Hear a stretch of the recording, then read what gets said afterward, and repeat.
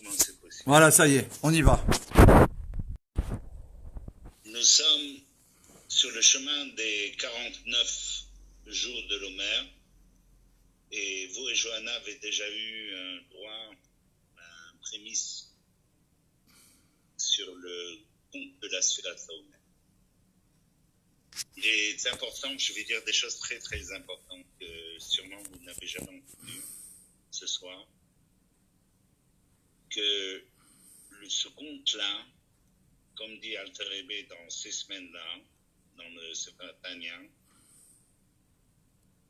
que c'est le chemin qui nous relie de la Géoula de Mitzrayim à la Géoula de Matan Torah. La Géoula de Mitzrayim, c'était une Géoula physique. La Géoula de Matan Torah, c'est une Géoula spirituelle. C'est une Géoula de l'Anshama, à tel point que c'est écrit dans le Midrash, que la nuit de Matan Torah, un Midrash étonnant, que les Israël, ils ont dormi, et que le Midrash Rabbah, là-bas, il dit que même les moustiques ne sont pas venus déranger le sommeil des Bnei Israël. Et c'est une des grandes sirotes du Rabbi et des Mamarim, des rabbins précédents, qui viennent expliquer ce Midrash.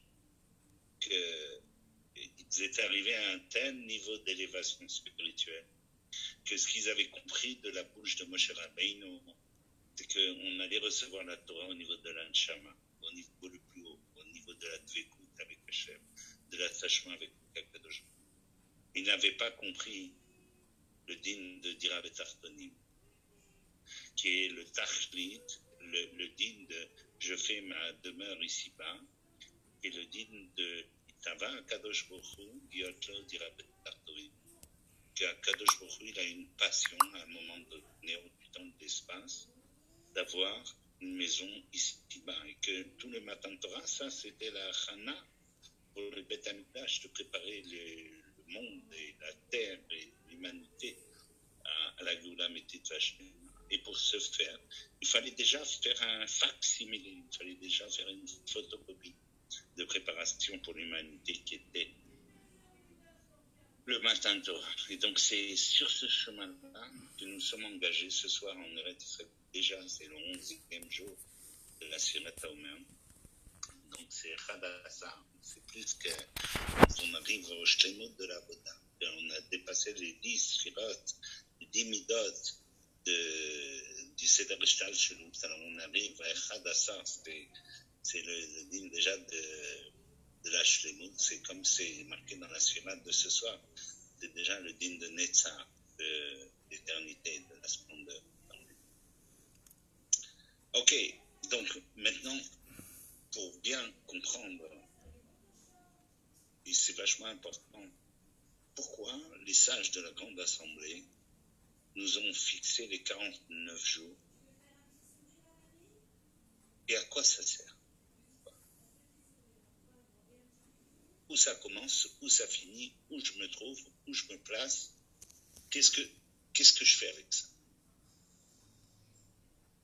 Et quelle est, une fois que j'ai réalisé cela, quelle est ma place avec ça dans le céder de la Géoula Métit Vachem? Akadosh Baruch Hu a créé le temps et l'espace.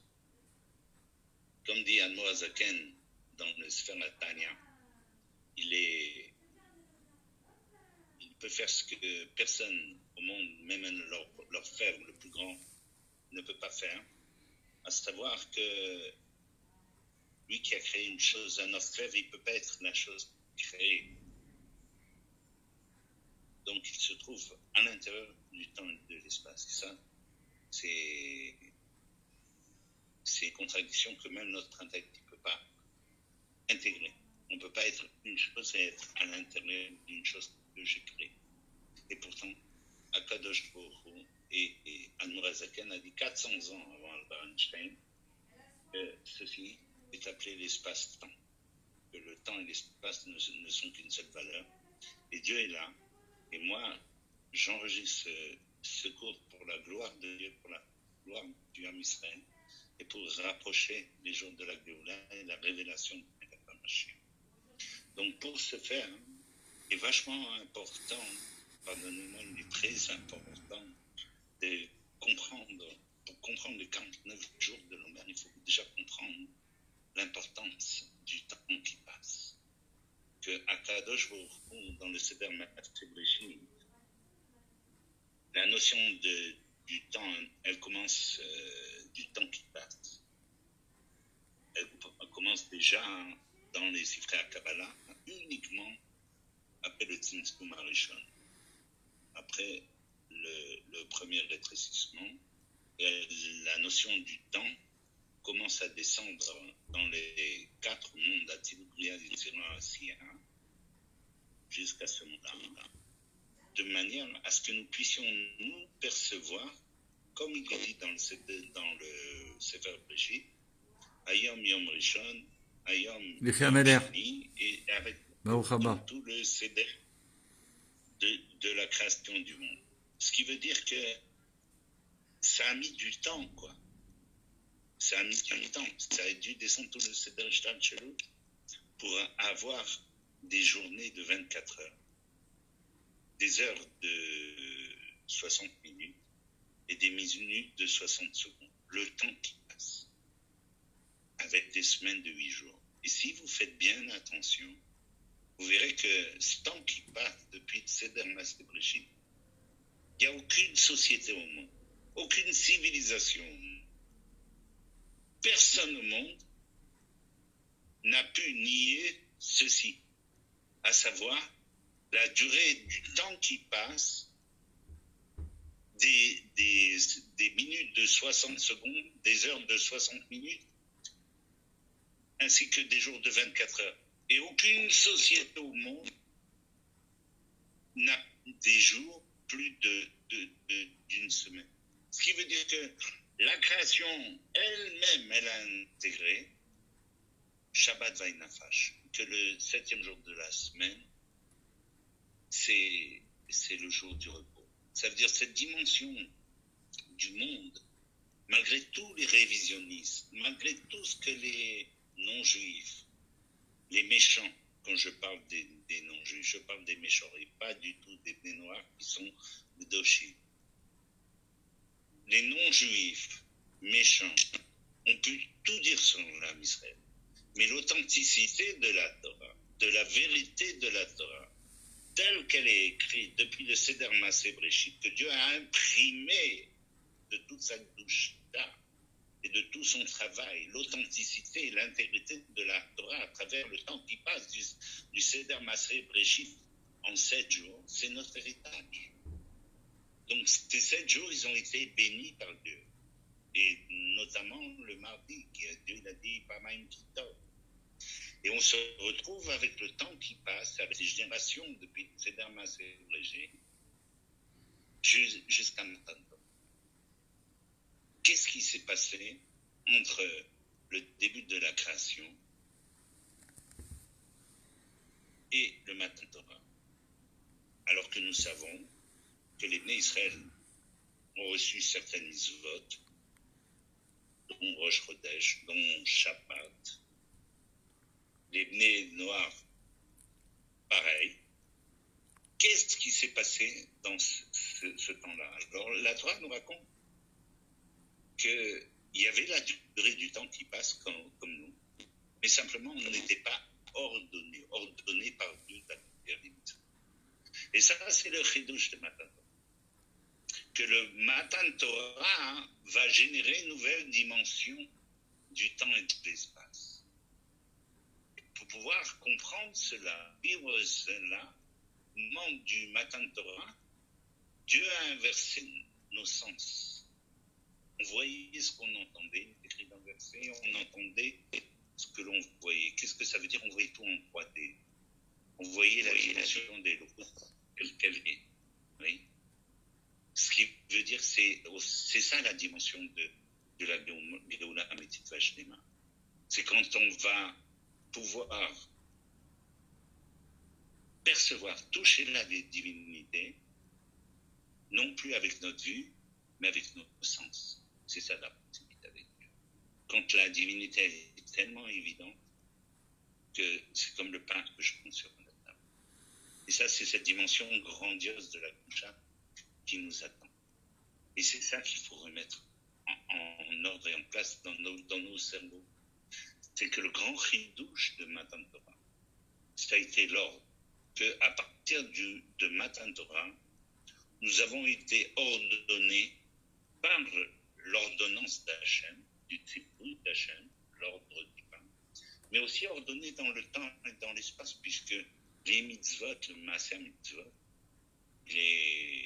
comme vous le savez, il est concerné par le temps et l'espace. Je ne peux pas faire n'importe quoi et n'importe où, y compris, j'ai un temps pour les textes, j'ai un temps pour prier, j'ai un temps pour dire le Birkat Hamazon, etc., etc. Donc toutes ces dimensions de temps et d'espace, elles sont intégrées dans notre service divin. Donc, ceci ayant été dit, maintenant, je reviens au début de ce... Je reviens au début de ce cours à savoir pourquoi les sages de la Grande Assemblée nous ont demandé d'emprunter ce chemin. D'abord, la première raison, ce chemin, c'est le chemin du serviteur de Dieu. Transformer un peuple d'esclaves entre un peuple de serviteurs de Dieu, eh bien, il fallait s'élever, se purifier. Eux, ils sont restés 40 ans. Nous, on fait ce travail en 49 jours de purification. Et c'est ce même chemin, le chemin qui nous sort de la galoute, avec Chesed Shebet Chesed, la première sphère à comprendre, avec la grandeur et les miracles de Dieu. Et on va terminer avec Malchut Shebet Malchut, avec la royauté dans la royauté. La royauté d'Akadosh. Donc ce chemin-là, c'est un chemin du serviteur de Dieu. Le chemin du serviteur de Dieu, comme le Rabbi Rachab dit dans son livre de Samarvav, qu'il y a deux catégories d'élèves. Il y a le serviteur saint. C'est le maître a soif, il lui donne à boire. Le maître a faim, il lui apporte à manger. Et il y a le Eved Neeman, le serviteur fidèle. Avant qu'il ait soif, l'eau glacée est sur la table. Avant qu'il ait faim, le plat qu'il a mis est déjà chaud et brûlant. Il attend que le maître s'assoie. Et c'est cette dimension-là que nous devons atteindre. Cette dimension-là que pendant les 7 semaines qui nous séparent de Matan Torah, on va se purifier, on va s'élever, on va grandir, on va devenir meilleur. Et on va s'élever dans la doucha et dans la hata. Et on ne peut pas perdre un seul jour. Oui, j'ai déjà dit ça dans le cours que vous avez reçu, je le redis, parce que c'est vachement important. Que ça, c'est un chidouche du Rabbi Yitzhak. Au niveau halachique, celui qui oublie le compte d'un jour, il ne peut plus dire la bracha le lendemain. Et il doit continuer, il a le devoir de continuer à compter, mais sans bracha, sans dire le nom. Alors, j'explique en disant une chose suivante.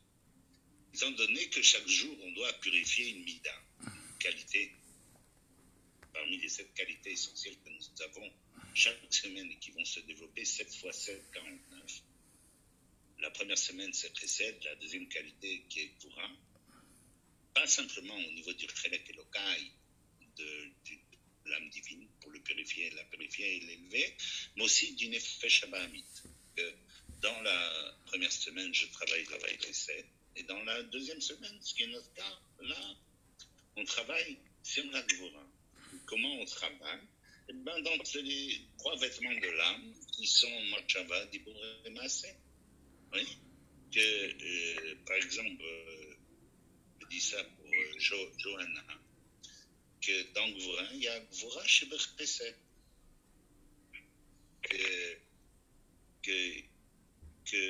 On fait attention avec la Gvura. Oui, on ne peut pas s'emporter et dire n'importe quoi, n'importe comment. Je ne peux pas m'énerver dans ma tête en disant ça m'agace et sans l'exprimer. Ou le pire, c'est en exprimant les deux choses à la fois. Que ça nous aide. Kanmura Zaken dit dans le Super Latanien que l'intellect doit contrôler les émotions. Et ça, c'est vachement important. C'est incontournable. Quoi. Que tant que l'intellect ne contrôle pas les émotions, que je me laisse encore aller à l'émotionnel, alors je peux pas être plein de ça. La shlemut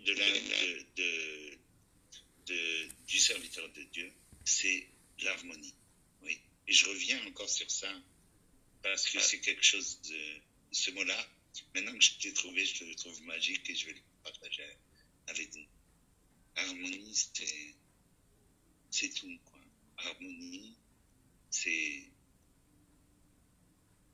avec une ou plusieurs personnes, tout est fluide, tout est transparent, tout est homogène, tout est compétitif l'un avec l'autre. C'est comment dire, c'est de la sérénité, c'est la paix, c'est le bien-être, c'est la joie intérieure, la joie extérieure. C'est toutes ces notions-là sont réunies dans l'harmonie. Et dans harmonie, il y a le commentaire. S'il vous plaît. Merci beaucoup.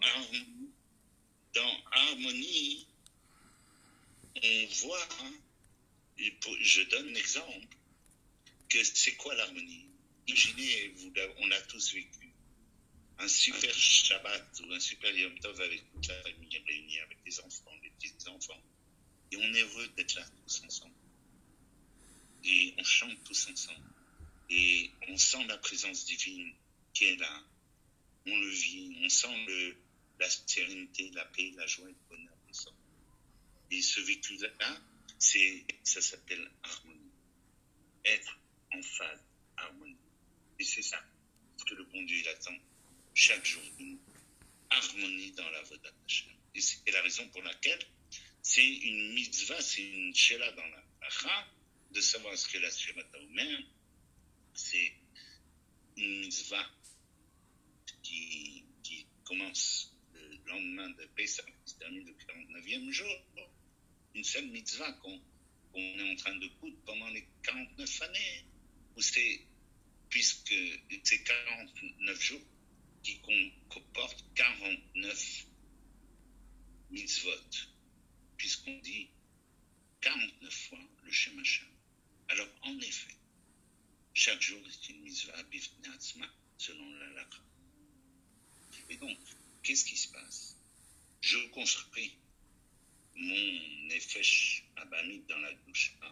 Je construis le Chelek Elokai, Mimal Mamash, qui va recevoir la Torah et la proximité avec Dieu au matin. Donc, de ce fait, si je plante un jour, eh bien, il me manque une échelle dans ma construction intérieure. Et donc ça, je ne peux pas le rattraper. Ce qui est loupé. Et c'est pour ça la raison pour laquelle je ne peux pas redire le Shem Hashem. Parce que j'ai le devoir de continuer, de sauter un palier en m'accrochant, je ne sais pas quoi, devenir un artiste de cirque. Mais avec le Shem Hashem, le chemin, l'échelle du serviteur de Dieu, ça c'est par le compte et la bracha et par la porte de l'humilité, avec la construction et la perfection de toutes les midotes dans le service divin.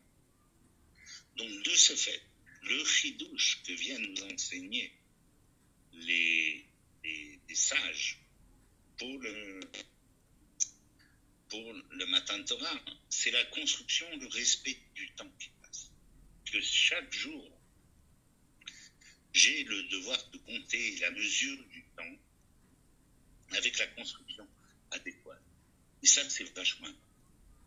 Et ça, c'est le chidouche qui va venir après le Matan Torah, de savoir que nous avons été ordonnés par le Tzivui Hashem, et qu'à partir du Matan Torah, nous sommes ordonnés dans l'ordre du temps et de l'espace. Ce qui veut dire que je ne peux plus faire n'importe quoi, n'importe comment. Je ne peux plus gaspiller mon temps à droite, à gauche pour dire n'importe quoi ou faire n'importe quoi. Mon temps, il est au service de Dieu. Mon temps, il est au service de la Géoula. Mon temps, il est fait pour me sanctifier, me purifier moi-même. Et c'est la raison pour laquelle le premier qui a compris ce que je dis, et je ne suis qu'une fourmi pour expliquer la pensée divine, ça a été Abraham Avinu, notre père, le père de nos ancêtres. Que lui, la Torah, elle écrit sur lui, Vaïvarech Hashem, Baba Yami, que Dieu, il a béni dans tous ses jours. Le rabbi, il explique, ça veut dire qu'il était béni.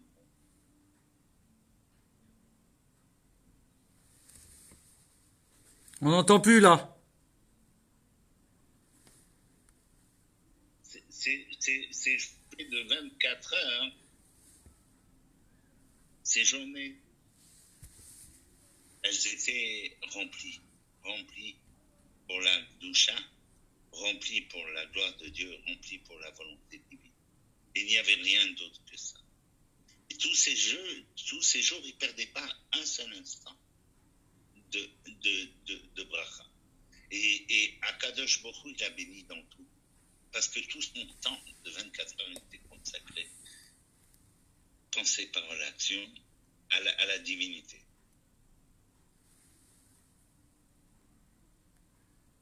De cette dimension-là, il a fait cadeau à cet enfant d'Israël jusqu'à ce jour. Et c'est notre héritage. Donc c'est dans ce chemin-là que nous sommes engagés. Et dans ce chemin-là, nous devons être méticuleux, pointilleux, apprendre à gérer le temps qui passe. Maintenant, je voudrais rajouter, Dieu m'a ouvert les neurones. Et pour vous aider à comprendre, vous m'entendez toujours, David? Baruch Hashem. Dieu m'a aidé à comprendre la fameuse phrase du Rabbi, encore une bonne action de plus. Et j'ai trouvé, car Dieu m'a ouvert les neurones, l'exemple qui va nous permettre à tous de pouvoir, parce que on se demande, ok, il a dit ça, mais on n'est pas responsabilisé par ça, vous comprenez? On n'est pas responsabilisé. Oui, il faut faire encore une bonne action, une action de tzedaka, une action de tefila, une action d'amour du prochain. Mais on n'a pas ressenti encore dans le cœur, on n'a pas vécu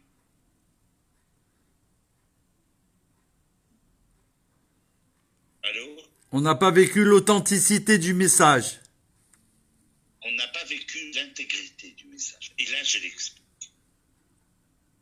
Imaginez, chacun de nous a vu une montre suisse, l'intérieur.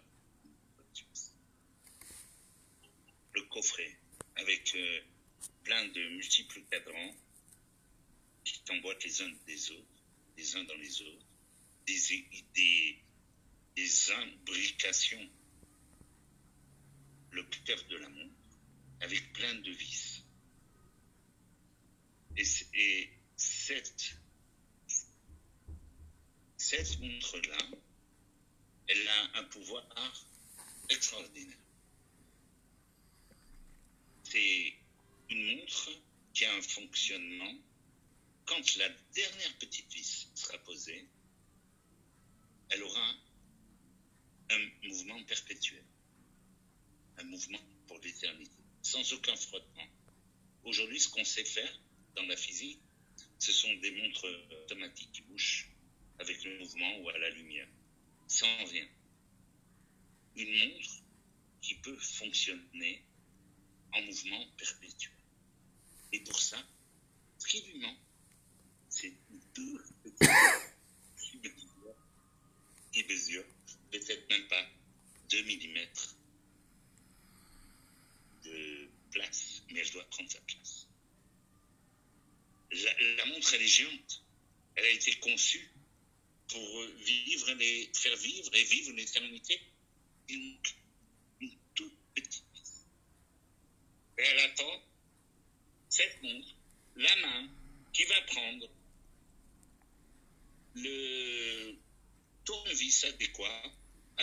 toute petite vis pour qu'elle puisse prendre sa place et déclencher le système, déclencher l'éternité. C'est cette action-là qui va être qui va être l'orfèvre, qui va mettre la petite vis en place. Alors c'est sûr que quand je le dis comme ça, alors ça parle. On a tous envie d'être l'orfèvre. On a tous envie de se déchirer et de dire, ça y est, je commence à comprendre. Ça y est, ça commence à me parler la gueule. Tu comprends que tu vas faire profiter toute l'humanité pour l'éternité. Tu vas déclencher l'éternité. Tu te rends compte? C'est un truc de malade. Une petite vis. Et je déclenche l'éternité. Je déclenche le mouvement perpétuel. Le bonheur pour toute l'humanité. Petits et grands. Ça m'appartient. C'est à moi. Et tout ça, c'est ce que le rabbi nous a dit à travers une phrase. Mais il voulait qu'on le comprenne. Il voulait qu'on le comprenne avec notre intellect. Il voulait qu'on le descende dans la d'attache. Aujourd'hui, j'espère que c'est beaucoup plus clair pour l'un et l'autre. Et pour Shani.